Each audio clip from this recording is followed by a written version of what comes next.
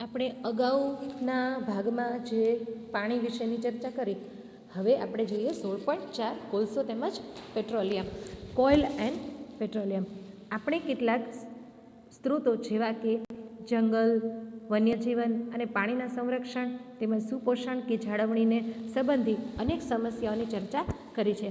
જો આપણે તેઓની જાળવણીના ઉપાયો અપનાવીએ કે જેનાથી આપણી જરૂરિયાતની પૂર્ણતા પણ થતી રહેશે, તો હવે આપણને એક અન્ય મહત્ત્વપૂર્ણ સ્ત્રોત અશ્મિ બળતણ એટલે કે કોલસો તેમજ પેટ્રોલિયમ પર ચર્ચા કરીશું, જે ઉર્જાનો મુખ્ય સ્ત્રોત છે. ઔદ્યોગિક ક્રાંતિના સમયથી આપણે ઉત્તરોત્તર વધુ ઉર્જા વાપરીએ છીએ, જેથી ઉર્જાની જરૂરિયાત વધુ રહે છે. આ ઉર્જાનો ઉપયોગ આપણે રોજિંદી ઉર્જાની જરૂરિયાતની આપૂર્તિ અને જીવન ઉપયોગી પદાર્થોના હેતુએ કરી રહ્યા છીએ.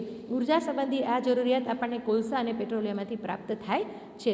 આ ઉર્જા સ્ત્રોતનું વ્યવસ્થાપન અને અન્ય સ્ત્રોતની તુલનામાં કંઈક અંશે ભિન્ન રીતના કરવામાં આવે છે. જે પેટ્રોલિયમ તેમજ કોલસો લાખો વર્ષ પૂર્વ સજીવની જૈવ માત્રાના વિઘટનથી પ્રાપ્ત થાય છે. આમ આપણે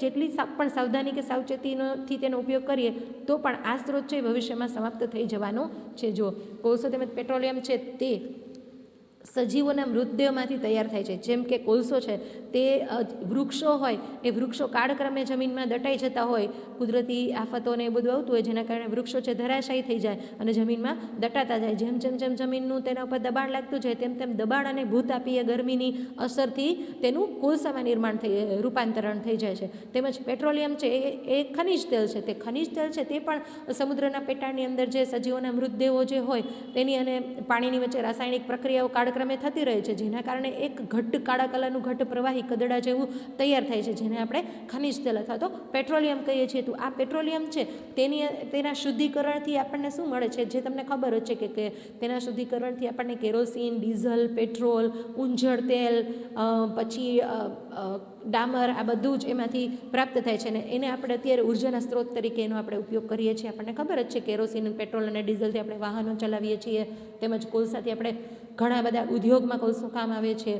તો આ બધા જ જે ઉર્જાના સ્ત્રોત છે તે કાળક્રમે નાશ પામશે. શા માટે? કેમ કે તે પુનઃ અપ્રાપ્ય ઉર્જાના સ્ત્રોતો છે. એક વખત વપરાઈ ગયા પછી તે ફરીથી આપણને વાપરવા માટે પ્રાપ્ત થઈ શકશે નહીં નજીકના ભવિષ્યમાં.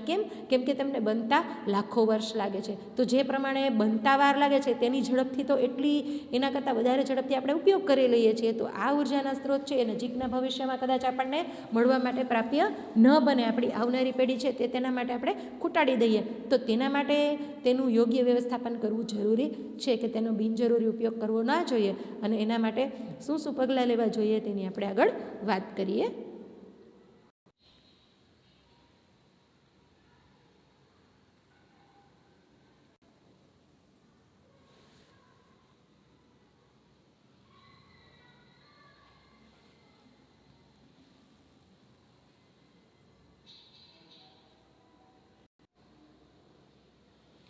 આ ઉર્જાના સ્ત્રોત છે એ વર્તમાન દરથી ઉપયોગમાં લેવામાં આવે તો તે કેટલા સમય સુધી પ્રાપ્ય રહેશે તે વિષયમાં વિવિધ અટકળોના આધારે તેમજ અવલોકનના આધારે આપણે એમ કહી શકીએ છીએ કે આપણા પેટ્રોલિયમના સ્ત્રોત લગભગ હવે પછીના 40 વર્ષમાં કોલસો અને પછીના 200 વર્ષ સુધી આપણે પ્રાપ્ત થઈ શકે તેમ છે, એવું વૈજ્ઞાનિકો અને બધા જે અવલોકનકારો હોય, જે નજર રાખતા હોય આ જથ્થા ઉપર, તેઓ એવું કહે છે કે હવે પછીના 200 વર્ષ સુધી કોલસો તો પ્રાપ્ત થઈ શકશે, પરંતુ જો એનો ઉપયોગ વધારે કરવામાં આવશે તો એવું બની શકે કે 200 કરતાં 100 વર્ષમાં પણ તે ખલાસ થઈ જાય.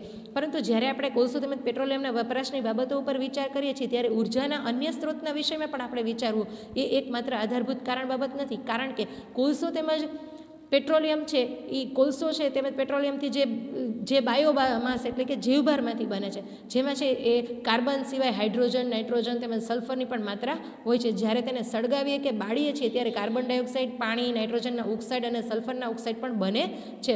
અપૂરતા ઓક્સિજનમાં સળગતો કોલસો છે એ કાર્બન ડાયોક્સાઇડના સ્થાને કાર્બન મોનોક્સાઇડ બનાવે છે. તમને ખબર જ છે કે જ્યારે કોઈ પણ પદાર્થનું દહન થતું હોય ત્યારે જો સંપૂર્ણ ઓક્સિજનની હાજરીમાં એનું દહન થાય તો એને સંપૂર્ણ દહન કહેવાય છે, અને જે ઓક્સિજનની ઓછી માત્રાની હાજરીમાં તેનું દહન થાય તો તેને અપૂર્ણ દહન થાય છે. હવે અપૂર્ણ દહન જ્યારે થાય ત્યારે એ કાર્બન ડાયોક્સાઇડની જગ્યાએ શું બની જાય? એમાંથી કાર્બન મોનોક્સાઇડ બનાવે છે. આ ઉત્પાદનોમાંથી નાઇટ્રોજન તેમજ સલ્ફરના ઓક્સાઇડ અને કાર્બન મોનોક્સાઇડ છે એ ઝેરી વાયુઓ છે, અને કાર્બન ડાયોક્સાઇડ છે એ ગ્રીન હાઉસ વાયુ છે.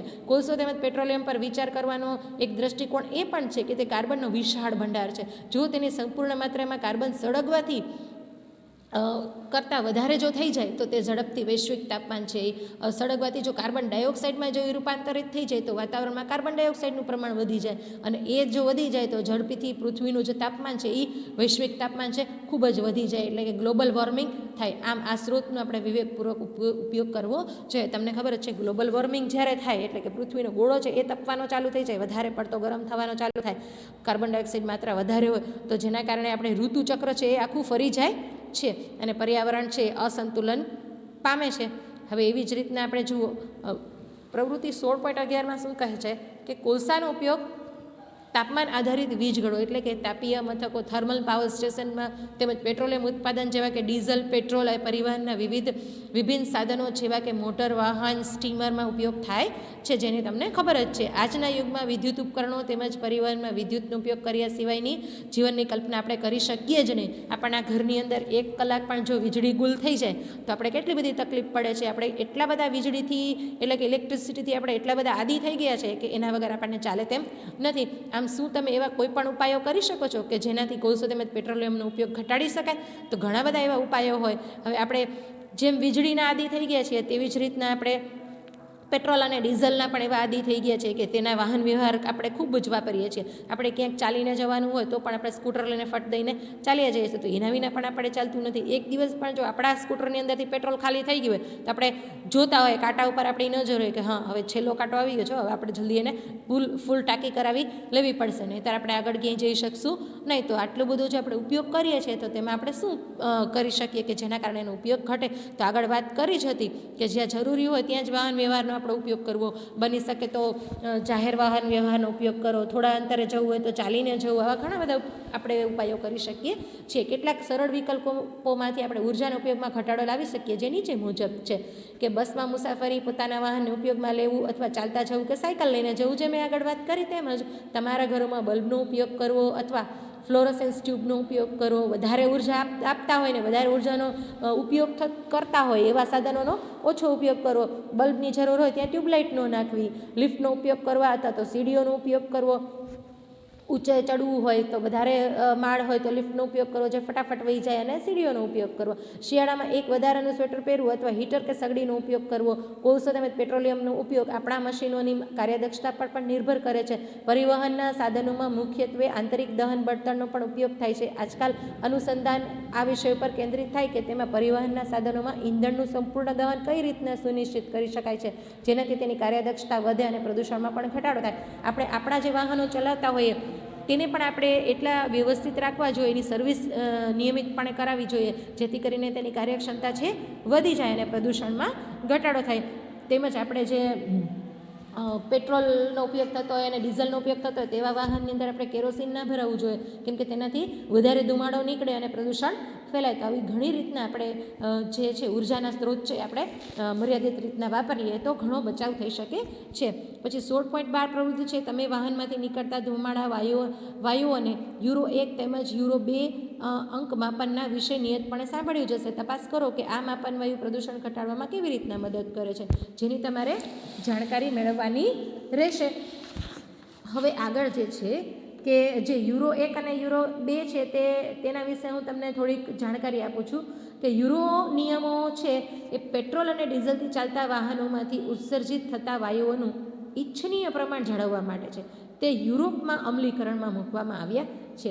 વાહન ઉત્પાદનો તકનીકી ફેરફારો કરી પ્રદૂષણોનું ઓછું ઉત્સર્જન કરે તેવા વાહનોનું ઉત્પાદન કરે તે માટેનો આ માપદંડ છે. યુરો જે 1 અને યુરો 2 ને જે છે જે અંકો છે તેની આ તમને માહિતી આપું છું કે એવું વાહન બનાવે જે ઉત્પાદકો છે કે જે ઓછું પ્રદૂષણ ફેલાવે તેવા વાહનોનું નિર્માણ કરે.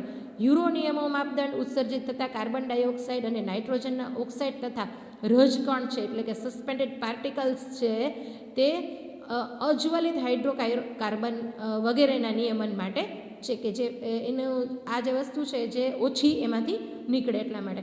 હવે યુરોપિયન સંગઠન છે એ ઉત્સર્જન માપન અંક અને બળતણની કાર્યક્ષમતાના ધોરણોમાં તબક્કાવાર સુધારા પણ કરી રહ્યા છે. આ જે માપદંડ હતો યુરો 1 ને યુરો 2, હવે તો યુરો 3 યુરો 4 એવું પણ આવી ગયું છે. 2005 સુધીનું તારણ છે કે વાહનોમાંથી ઉત્સર્જિત થતા દ્રવ્યો માટે આ માપદંડ લાગુ કરવાથી હવાના પ્રદૂષણમાં ઘટાડો કરવામાં આવે છે. આજે એ જે એનો એકમ છે એને ફોલો કરે તો જેના કારણે એવું તમને સાબિત થાય કે જે વાહન બનાવે છે એ એવું કે અમારું આ જે વાહન બનેલું છે એ યુરો 3 કે યુરો 5ના માપદંડ પ્રમાણેનું વાહન છે કે જે પર્યાવરણને ઓછું પ્રદૂષિત કરશે, એમાંથી જે ધુમાડો નીકળે છે પર્યાવરણને વધારે પ્રદૂષિત કરશે નહીં, તેના માટેનું એકાએક એકમ બનાવેલા યુરોપિયન સંગઠને બનાવેલા છે. તો આ એની માહિતી છે.